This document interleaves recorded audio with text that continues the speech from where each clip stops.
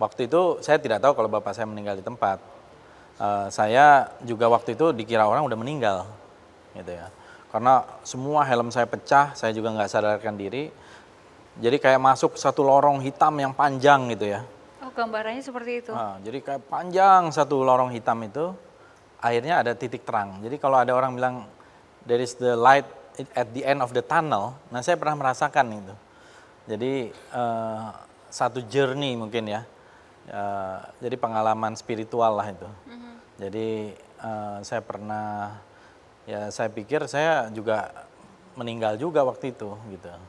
Tapi ternyata masih hidup gitu. Jadi saya merasa sejak itu ya hidup itu singkat, kita ini rapuh gitu ya, dan ya inilah bonus lah gitu sekarang ini gitu. Seperti semacam diberi kesempatan untuk hidup yang kedua begitu. Iya.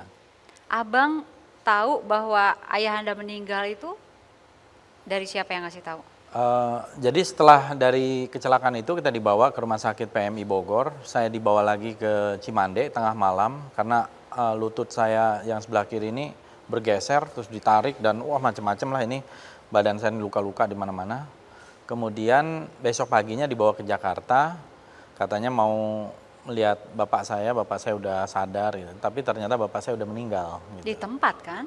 Iya, tapi saya kan nggak tahu meninggal di tempat, waktu itu terpisah dibawa di rumah sakitnya. Jadi saya waktu itu ditandu sampai di kuburan itu ditandu gitu, sambil menguburkan ayah saya itu. Reaksi apa? Kenapa? Reaksi Anda?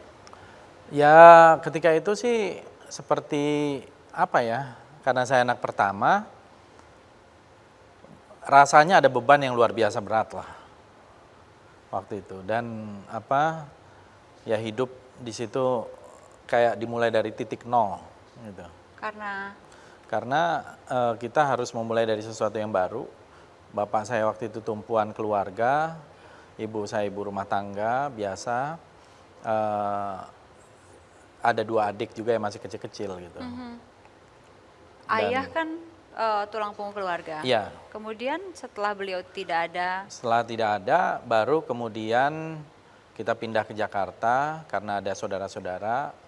Kadang-kadang ya kita dibantu, didukung oleh saudara-saudara juga gitu.